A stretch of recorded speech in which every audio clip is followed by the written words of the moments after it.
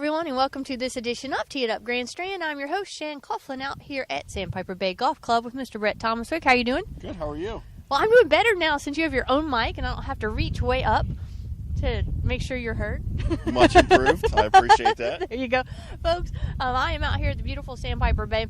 And if you are listening on one of our radio apps, we certainly appreciate that. But you're definitely going to want to head over to the golfdirector.com streaming media tab and watch the Sandpiper Bay December update, because we are out here on the second hole of the sand course. Yes. That's right. And it is gorgeous. Let me tell you, all the work y'all have done, you've got to be proud. We very much are. Actually, right behind us is one of our new bunkers. You can't see it.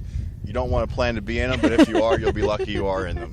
I mean, it was so white. I'm going to take a picture and put it right there, folks. I promise. It'll be right above my shoulder in the video, but they're so white. It is. Pure white sand. And that will stay that way.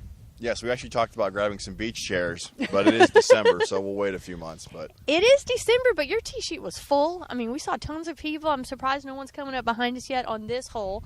But this is the only course we haven't done on video yet. So tell everyone about the renovations going on out here. We only have a few more bunkers to complete on our sand course. The other 2 9s are all done.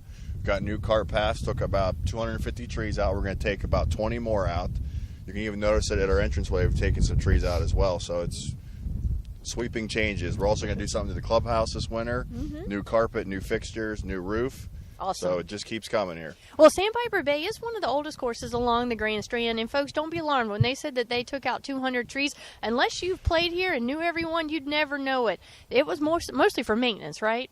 Correct. And to make it a little more playable, you took out trees that were on the inside of the cart pass. That's right. Most of your courses you see nowadays, they have all their trees on the outside of the cart pass. As you said, us being a course, we were built in 1987, so there's still a lot of those tall pine trees inside the cart path. We've taken those away, give you a little more visual off the tee, as well as it will eliminate some of the roots.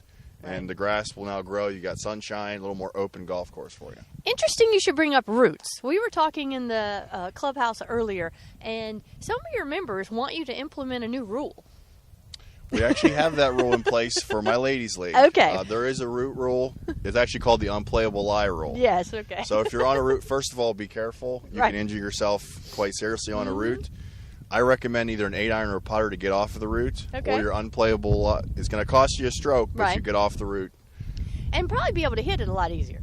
Not absolutely. There. Yes, but there is no such thing as a root rule. It's an unplayable lie rule. But I thought that was a little funny. I was asking them if there was something that came into play out here a lot, and you do still have a tremendous amount of trees, which I think just adds to the beauty out here. We saw several turtles in the pond as we were coming by. I missed the gators, though. It's gotten a little chilly for them. I think they want to miss out on this weather right now. A little brisk, but as she said, we still have 100 players out here right now. So. Well, I tell you, it's brisk, but I'm talking to some of my family and friends in the Colorado and Ohio area, and they would much rather be here, I'm sure. The theory of relativity, especially when it comes to golfing in December. Absolutely. So December, the next 10 days, we're going to have highs in the mid-60s. It is great golf weather. So, folks, if you are feeling a little golf sick, you haven't been able to play in a while, grab a flight or gas. Shoot, I think I paid $1.73 for gas just a minute ago. Jump in your car and drive down here and come play some, because it is nice. Now, Brett, moving into winter golf season, y'all have some specials going on for folks. We do. We have a 3, 10, and 20 round pass, which you can purchase as a snowbird or as a local, or even actually as a great holiday gift. That is a good idea. Quite a few gift certificates for rounds of golf. You can use it throughout the year, and that way you can play Sandpiper anytime you want.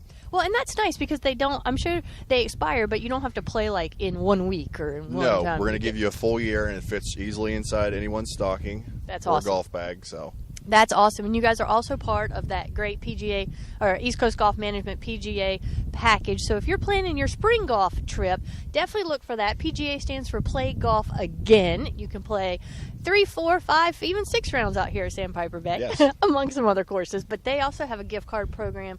Ask your package provider about that. Now, if you are looking for more information about Sandpiper Bay, where's the best spot for them to get that? You can go to www.sandpiperbaygolf.com. So our webpage has our specials, our membership packet, specials in the golf shop, tee times you can even purchase through there, or as your PGA package is your best overall deal.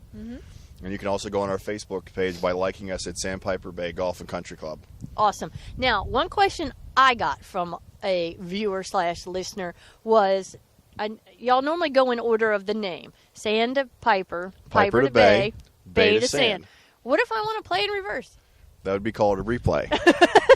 No, I ask you that because there are reasons you put people in certain orders. You've got to keep everything moving, and you do try to spread it out so people get to play the different That's one threes. benefit of 27 holes is it's one rotation to another. We don't just single tee or double tee. We can actually triple tee to alleviate some of that congestion. Also is great for a replay. But the other thing that we enjoy too is if we were to airify, which we only do twice a year. Right. We have mini verde. We will have that 9 closed, so you will not play airified greens. And that's awesome. Even though I know the technology has improved so much and the superintendents are getting so good, it's nice just not to have to worry about it at Correct. all. You don't have to give your speech and have people with that thing in their head where they instantly think huge craters and free putting from 5 feet where you're going to play smooth greens all the time here. Well, this is your December update, so we want to give some folks an update on the tee times. You guys do something really cool out here that also alleviates those few mornings when we do have a frost delay. You actually don't start your tee times until 9:30, and I know some people are a little upset they can't play a little earlier, so let's give a reason for that.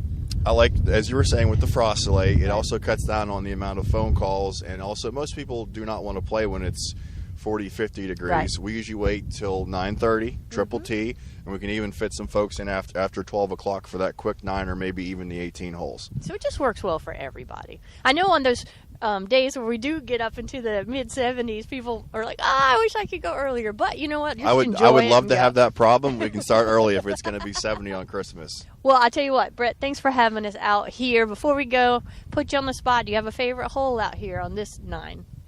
I would say sand number 3. It's the next Sand hole 3. after the par 3. Okay. You're going to hit across the pond, little dog leg right.